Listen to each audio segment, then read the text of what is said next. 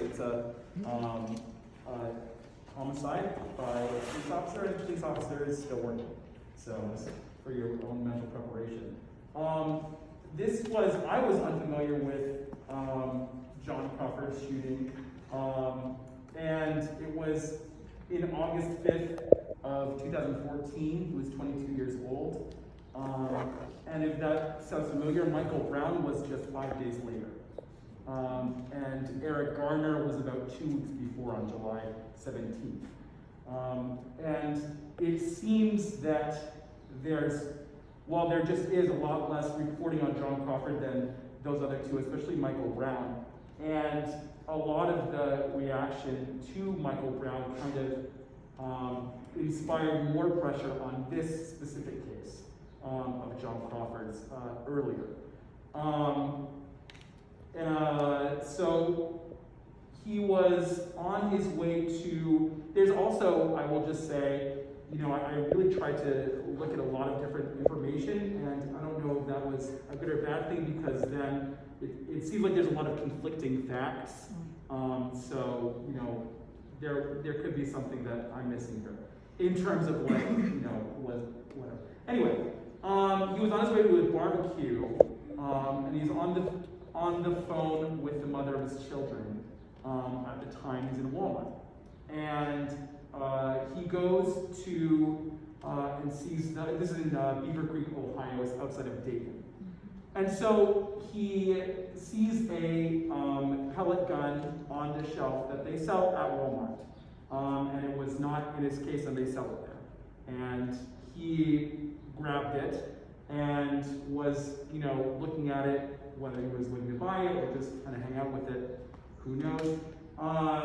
And then from the official report, someone called 911, and they said, there's a gentleman here and he has a gun. And the operator said, is he pointing at anyone? And he said, the person on the phone, he said, yeah, he's like pointing it at people. And the interesting also here, the caller started with the word gentleman. So typically not a word you use when you feel threatened.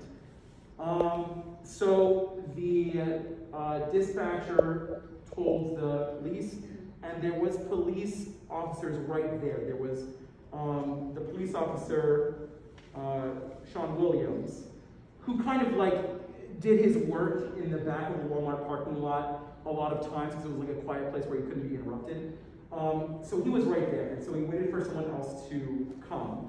And they had both completed active shooter training about 2 weeks previous to this. So they come in and they get the information that there is a black man pointing a gun at people. So they come in and they, according to them, said that they told him to drop the weapon and that he didn't and took an aggressive stance, and so they shot him and killed him, or Sean Williams did specifically. After Walmart has a lot of cameras.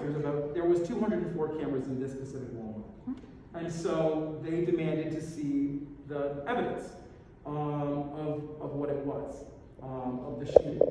And it came out that they did say, drop your weapons, and they gave him 0.36 seconds to respond. And so in under a second, they had killed him. Well, they shot him. He died later. At the time, he was on the phone, and that's when the mother of his children he was saying it wasn't real. What he was saying on the phone. She kind of stayed on the phone while it was beside her for about an hour, she said. Another fact about this is that Ohio is an open carry state. And so this was a gun that was from Walmart on the shelf. It also came out in the video that he was never at any time pointing it at anyone. He was pointing it at the ground sometimes, or points he had it over his shoulder. There was also times in the video that you can see a woman and 2 children in the same aisle shopping. So clearly not a threat. This was at first an anonymous call to 911. It came out who the person was later after the fact. So, but you can see there were so many points where this could have gone into a different direction. And from the caller, who shouldn't have used that language, and you didn't see that, he later recanted.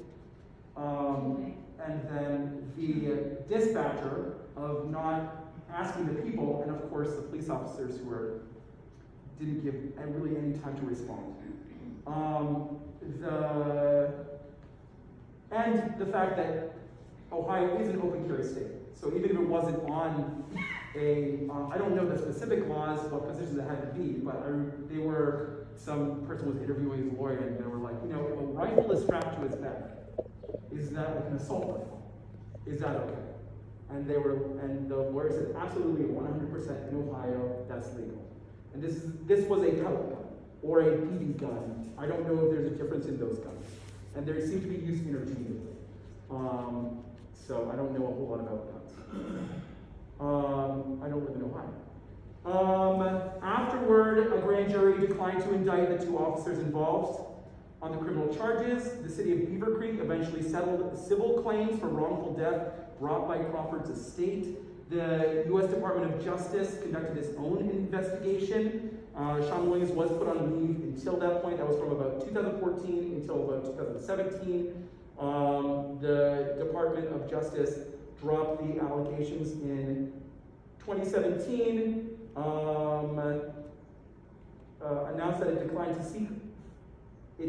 seek federal charges against the officer, who returned to full duty soon after. Another interesting thing about this was that after George Floyd was killed, Dave Chappelle came out with the special kind of talking about it, 846, I think, and he mentioned this case and that he was actually stopped by Sean Williams the night before, and that Sean Williams had noticed that it was Dave Chappelle and said, "Oh, look, you're Dave Chappelle," and had let him go. And then the next day, John Crawford died. There was actually also two deaths. Angela Williams was a customer at Walmart, and she tried to run out when she heard gunshots and had a cardiac arrest. And then just one thing about the piece, a lot of I really think there's so many intricate things in the piece. I'm sure you've all noticed too. And Dan has talked about kind of that beeping of the heart monitor at the end. And this whole thing is, John Crawford's piece in my mind is all kind of dreamy. And then there's, this really kind of arrogantness talking that is supposed to be this idea of the heart monitor. And it kind of also reminds me of kind of like, like you're asleep and you hear this alarm that's going off, and it's just kind of like against your dreams, and it's just that other thing, and bringing us back to the horror that it is. Hopefully you don't have the horror when you're waking up. But that's just kind of one of my thoughts on the thing. So there we go. Thank you, Adrian. New Hampshire Master Chorale presents our Season 19 concert. Sunday, June 19, 4 p.m. Colonial Theatre, Laconia, New Hampshire. One night only. Tickets online at nhmasterchorale.org.